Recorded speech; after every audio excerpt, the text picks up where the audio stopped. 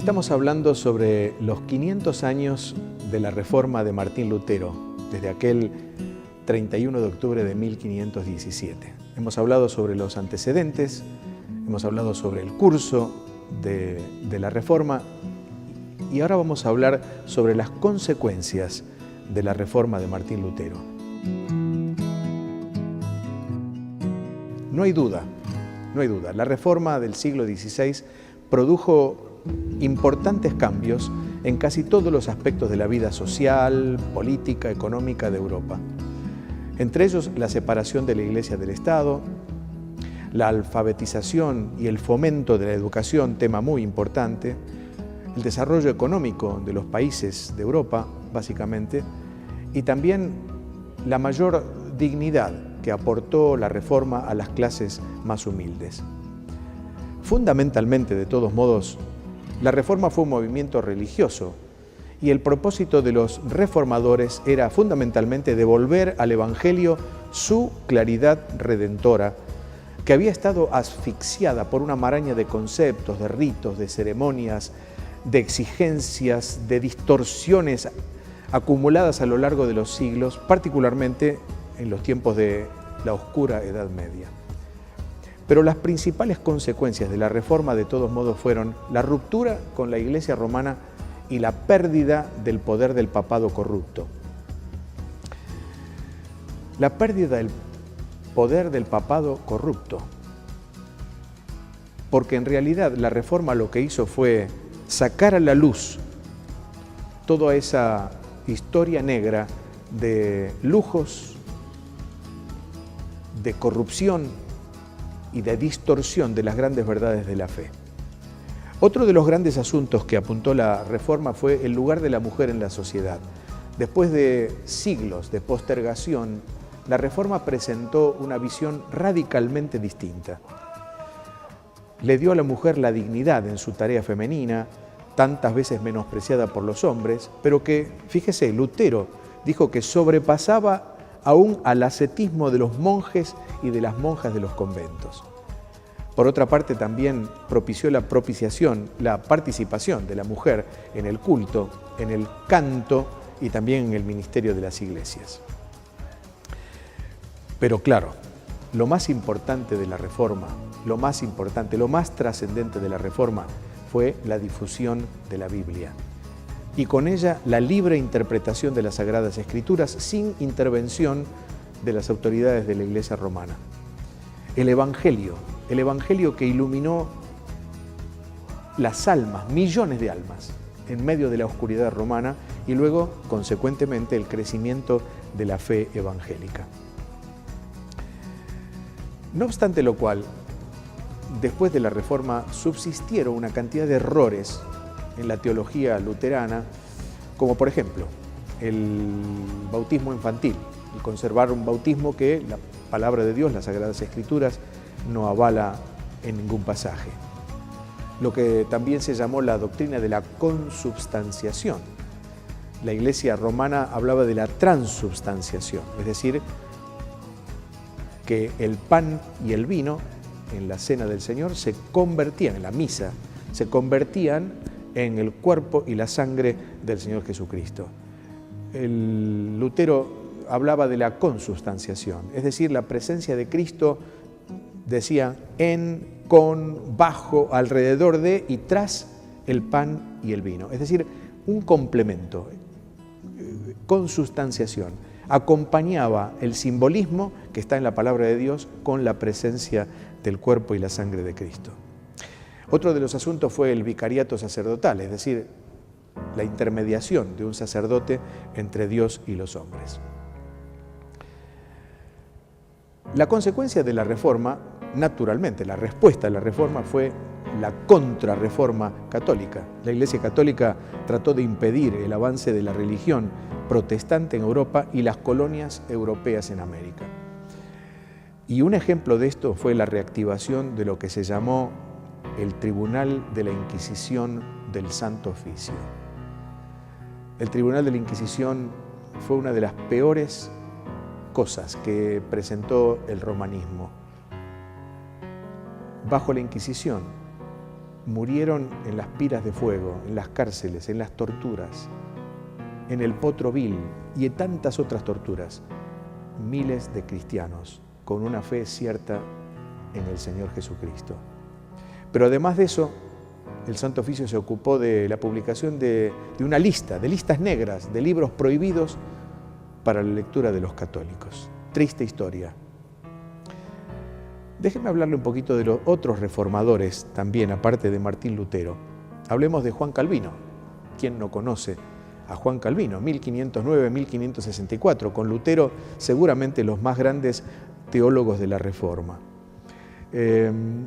Calvino aporta un sentido más al descubrimiento de Lutero de lo que fue la fe como medio para la salvación. Calvino hizo énfasis en la gracia. El Evangelio se recibe por la gracia de Dios por medio de la fe. Fue uno de los más excelentes comentaristas bíblicos de la Iglesia. Hizo comentarios a casi todos los libros de la Biblia, e inclusive en español usted puede leer algunos de los grandes libros de Calvino. Otro de los reformadores importantes de aquella época fue Ulrico Zwinglio. Ulrico Zwinglio discernió mejor que Lutero la doctrina de los sacramentos, el cual aceptaba el bautismo de los infantes, impulsó la aplicación social de los grandes principios reformados también. Falleció en 1531. Otro fue un gran amigo de Lutero, se llamaba Philip Melanchthon. 1497 a 1560, escribió un manual de dogmática y expuso la fe de la Reforma en sus primeros años. En realidad, junto con Lutero, fue el encargado de diseminar el mensaje de la Reforma por la Europa de aquel entonces. Algunos logros de la teología de la Reforma, logros importantes de la teología de la Reforma: despojar a las Sagradas Escrituras de la autoritaria y subjetiva interpretación romanista. Una de las frases de la Reforma era esta, en latín: scriptura, scripturae interpres.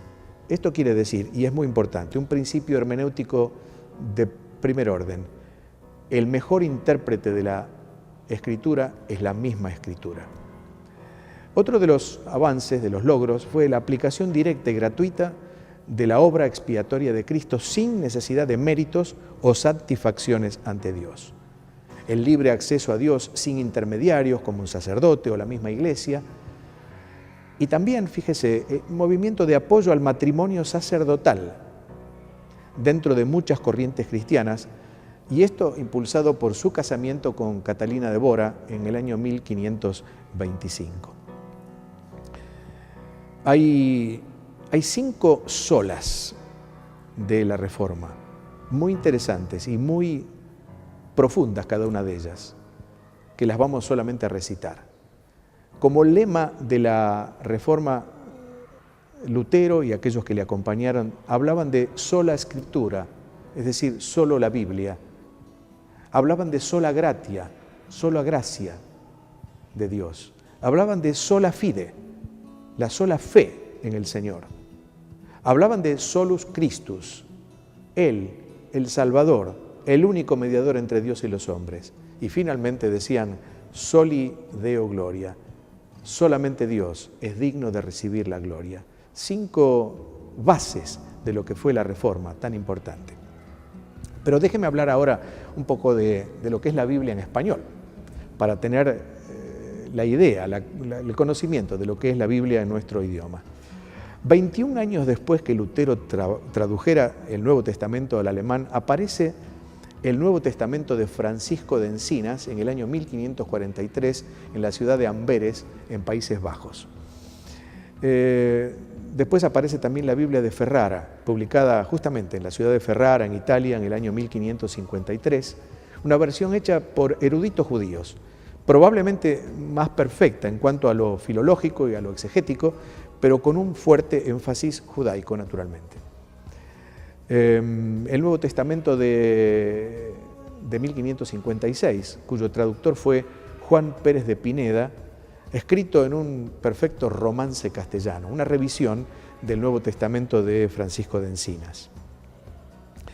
Pero claro, tenemos que llegar a la Biblia del Oso, Y la Biblia del Oso es la primera Biblia impresa en español. Cierta vez la tuve en mis manos, uno de sus originales. Les aseguro que temblaba cuando la tenía en mis manos.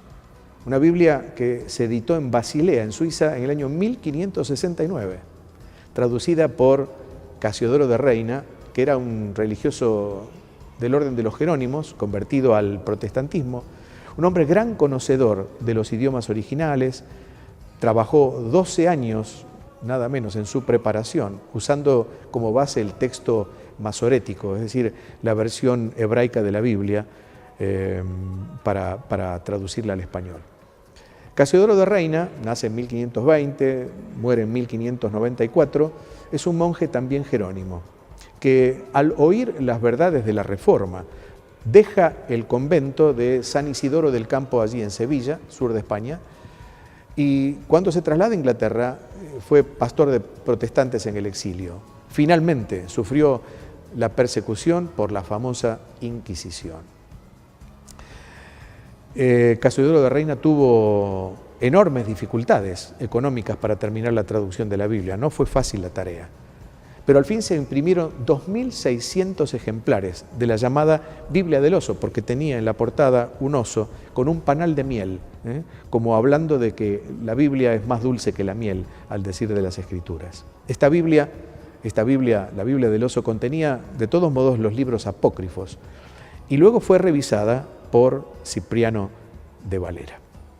Hablábamos de Cipriano de Valera. Cipriano de Valera, 1532 hasta 1602, año de su muerte, era un monje jerónimo también del mismo monasterio de San Isidoro del Campo en Sevilla.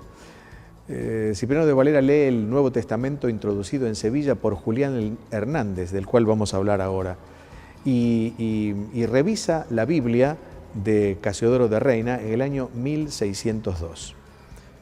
Pero déjeme hablarle de un personaje singular, Julián Hernández, conocido como Julianillo, o tal vez, si usted quiere, con un nombre un poco más singular, Julián Le Petit.